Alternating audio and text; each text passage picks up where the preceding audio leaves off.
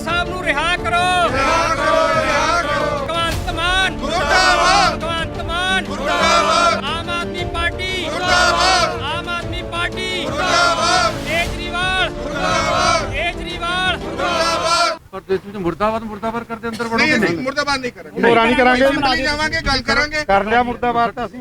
ਚਲੋ ਸਾਨੂੰ ਵਾਸ ਦੇਖੋ ਤੁਸੀਂ ਕਰ ਚੁੱਕੇ ਹੋ ਨਾ, कर लिया, ਅਸੀਂ ਤੁਹਾਨੂੰ ਕਿਹਾ ਹੀ ਕੁਛ ਨਹੀਂ, ਅਸੀਂ ਤੁਹਾਨੂੰ ਕਿਹਾ ਹੀ ਕੁਛ ਨਹੀਂ, ਕਰ ਲਿਆ। ਕਹਿ ਲਓ ਕਹਿ ਲਓ ਤੁਹਾਨੂੰ, ਅਸੀਂ ਤਾਂ ਖੜੇ ਹੱਥੀ ਖਾਲੀ ਹੱਥ ਹੈ, ਮਾਰ ਦੇ ਦੋ ਤਿੰਨ ਦਿੰਦੇ ਬੰਦਿਆਂ ਨੂੰ ਸਾਨੂੰ ਤਾਂ ਪਰਵਾਹ ਨਹੀਂ, ਪਹਿਲਾਂ ਵੀ ਤੁਸੀਂ ਟੁੱਟਦੇ ਆਏ ਦੇਖੋ ਜੀ, ਹੋ, ਸੁਣੋ ਨੋ ਪ੍ਰੋਬਲਮ।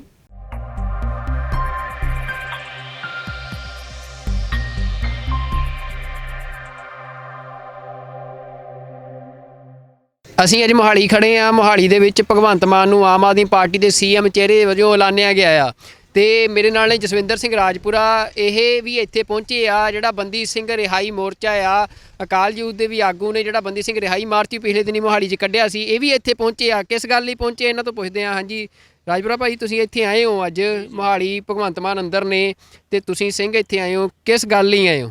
ਸਾਡਾ ਇਹੀ ਇੱਕੋ ਇੱਕ ਮਕਸਦ ਸੀਗਾ ਕਿ ਆਮ ਆਦਮੀ ਪਾਰਟੀ ਵੱਲੋਂ ਅਰਵਿੰਦ ਕੇਜਰੀਵਾਲ ਜੀ ਵੱਲੋਂ ਹਮੇਸ਼ਾ ਮਨੁੱਖੀ ਅਧਿਕਾਰਾਂ ਦੀ ਜਿਹੜੀ ਦੁਹਾਈ ਹੈ ਦਿੱਤੀ ਜਾਂਦੀ ਸੀ ਬੀਜੇਪੀ ਦੇ ਆਰੋਪ ਲਾ ਕੇ, ਪਰ ਇਹਨਾਂ ਵੱਲੋਂ ਅੱਜ ਮਨੁੱਖੀ ਅਧਿਕਾਰਾਂ ਦਾ ਬਹੁਤ ਵੱਡੇ ਪੱਧਰ ਦੇ ਉੱਤੇ ਘਾਣ ਕੀਤਾ ਗਿਆ।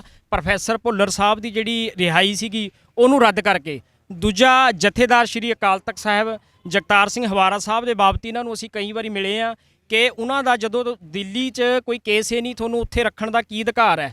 ਅਸੀਂ ਚਾਹੁੰਦੇ ਹਾਂ ਉਹਨੂੰ ਪੰਜਾਬ ਦੇ ਵਿੱਚ ਉਹਨਾਂ ਨੂੰ ਜਲਦ ਤੋਂ ਜਲਦ ਸ਼ਿਫਟ ਕੀਤਾ ਜਾਵੇ। ਸਾਡੀ ਤਾਂ ਇਹਨਾਂ ਦੇ ਅੱਗੇ ਇਹੀ ਦਰਖਾਸਤ ਕਰਨ ਆਏ ਹਾਂ ਅਸੀਂ ਕਿ ਉਹਨਾਂ ਦੇ ਬਾਬਤ ਜਲਦ ਤੋਂ ਜਲਦ ਤੁਸੀਂ ਕਾਰਵਾਈ ਹੈ ਜਿਹੜੀ ਕਰੋ, ਤੇ ਉਹੀ ਗੱਲ ਕਰਨ ਆਏ ਆ ਇੱਥੇ ਅਸੀਂ। ਤੁਹਾਨੂੰ ਮਿਲ ਰਹੇ ਆ ਹੁਣ? ਤੁਹਾਡੀ ਗੱਲ ਹੋ ਗਈ ਅੰਦਰ ਭਗਵੰਤ ਮਾਨ? ਹੁਣ ਪ੍ਰਸ਼ਾਸਨ ਨਾਲ ਅਸੀਂ ਬਾਹਰ ਗੱਲ ਕਰ ਰਹੇ ਆ, ਡਿਪਟੀ ਸਾਹਿਬ ਆਏ ਨੇ, ਇਹਨਾਂ ਨਾਲ ਗੱਲ ਕਰ ਰਹੇ ਆ।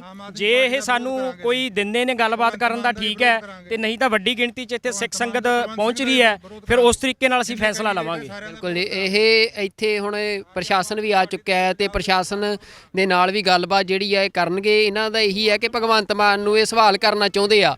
ਆਮ ਆਦਮੀ ਪਾਰਟੀ ਜਿਹੜੀ ਇਹ ਗੱਲ ਕਹਿੰਦੀ ਰਹੀ ਆ ਕਿ ਸਵਾਲ ਕਰਨ ਦਾ ਸਭ ਨੂੰ ਹੱਕ ਆ, ਤੇ ਅੱਜ ਦੇਖਦੇ ਆ ਕਿ ਕੀ ਆਮ ਆਦਮੀ ਪਾਰਟੀ ਦੇ ਜਿਹੜੇ ਸੀਐਮ ਚਿਹਰਾ ਨੇ ਭਗਵੰਤ ਮਾਨ, ਉਹ ਇਹਨਾਂ ਦੇ ਸਵਾਲ ਸੁਣਦੇ ਨੇ ਕਿ ਉਹ ਇਹਨਾਂ ਦੇ ਸਵਾਲਾਂ ਦਾ ਸਾਹਮਣਾ ਕਰਨ ਦੀ ਹਿੰਮਤ ਰੱਖਦੇ ਨੇ। ਅੱਜ ਇੱਕ ਵੱਡਾ ਸਵਾਲ ਆ, ਪ੍ਰਸ਼ਾਸਨ ਆਪਣੀ ਜ਼ਿੰਮੇਵਾਰੀ ਨਿਭਾ ਰਿਹਾ, ਪ੍ਰਸ਼ਾਸਨ ਦੇ ਨਾਲ ਇਹ ਜਿਹੜੇ ਸਿੱਖ ਆਗੂ ਨੇ ਉਹ ਗੱਲਬਾਤ ਕਰ ਰਹੇ ਨੇ। ਅੱਗੇ ਜਿਹੜੀ ਵੀ ਅਪਡੇਟ ਹੁੰਦੀ ਹੈ ਅਸੀਂ ਤੁਹਾਡੇ ਨਾਲ ਸਾਂਝੀ ਕਰਾਂਗੇ। ਵਾਹਿਗੁਰੂ ਜੀ ਕਾ ਖਾਲਸਾ, ਵਾਹਿਗੁਰੂ ਜੀ ਕੀ ਫਤਿਹ।